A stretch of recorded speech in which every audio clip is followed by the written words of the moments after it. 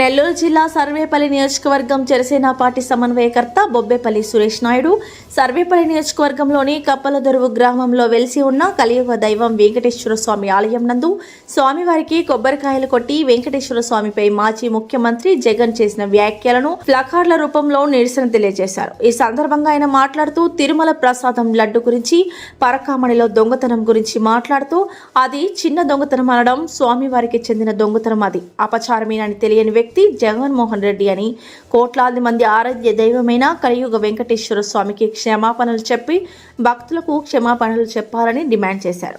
ఈ కార్యక్రమంలో AMC director గుణినేని వాణి భవానీ నాయుడు, శ్రీహరి, రహీం, అశోక్, శ్రీను, శ్రీనివాసులు, గిరీష్, సందీప్, సుబ్రహ్మణ్యం, మస్తాన్, చిన్న తదితరులు పాల్గొన్నారు.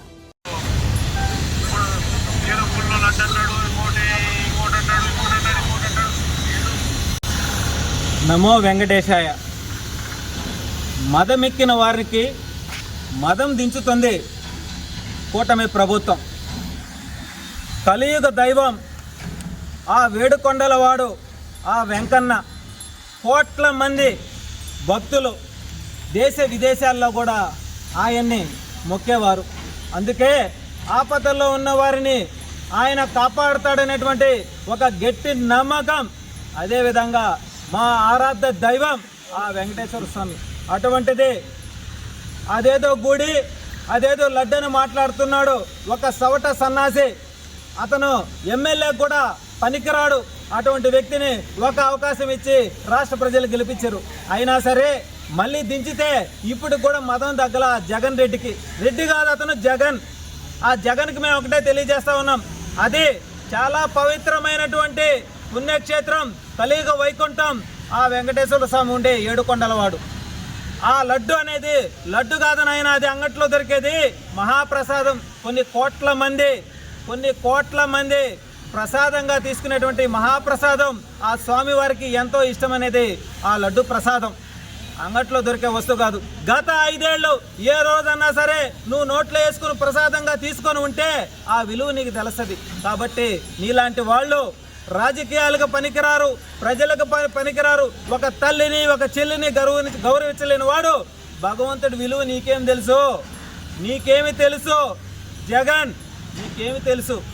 పవిత్రమైన పుణ్యక్షేత్రంలో ఆ వెంకటేశ్వర స్వామికి ప్రీతికరమైనటువంటి మహాప్రసాదం లడ్డు గురించి మాట్లాడతావా నువ్వు? అదేదో లడ్డని నువ్వు క్షమాపణ చెప్పాలి. మా మనోభావాలు దెబ్బతిన్నాయి. అదేవిధంగా కొన్ని కోట్ల మంది మొక్కులు తీర్చుకునేదానికి ఎంతో పవిత్రమైనటువంటి ఆ శ్రీనివాసుడి నిలయంలో ఉన్నటువంటి ఆ హుండీలో మా మొక్కులు తీర్చుకునేదానికి వేసేటువంటి ఆ మొక్కుబడులన్నీ కూడా పరకామణిలో కౌంట్ చేస్తారు. మరి అటువంటి పరకామణిలో జరిగినటువంటి దొంగతనం చిన్న దొంగతనం అంటావా? నీకు విలువ తెలుసా? విలువలు లేని వ్యక్తివి నువ్వు. మరి ఆ పరకామణిలో దొంగతనం చేసినటువంటి ఒక దొంగకి సపోర్ట్ చేస్తావా? 4,80,00,000 రూపాయలు తిరుమల దేవస్థానం వారు తీసుకున్నారు. ఎందుకు తీసుకున్నారు? ఆ రోజు ఎందుకు ఇచ్చారు మీరు?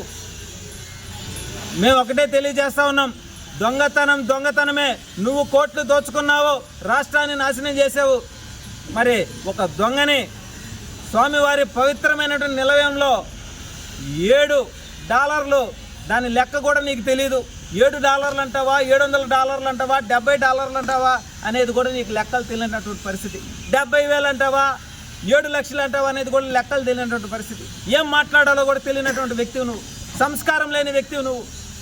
కాబట్టి నీలాంటి వారు ఇంకా రాబోయే రోజుల్లో కూడా ఈ రాష్ట్రంలో, ఈ దేశంలో కూడా ఉండడానికి నీకు హక్కు లేదు.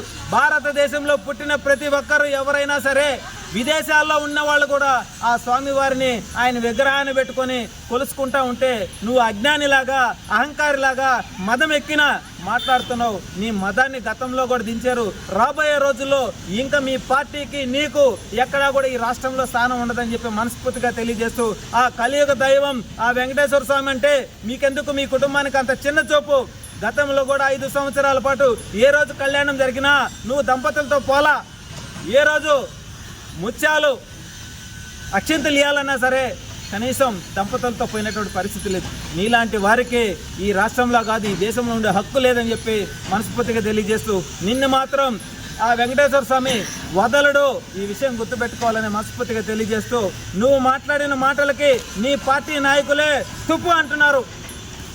తుప్పు అంటున్నారు నీ పార్టీ నాయకులే. ఒక్కసారి వెనక్కి తిరిగి చూసుకోవాలని చెప్పి జగన్ రెడ్డికి మనస్ఫూర్తిగా తెలియజేస్తున్నాం. నువ్వు వెంటనే నువ్వు మాట్లాడిన మాటలు వెనక్కి తీసుకోవాలా, నువ్వు క్షమాపణ చెప్పాలా.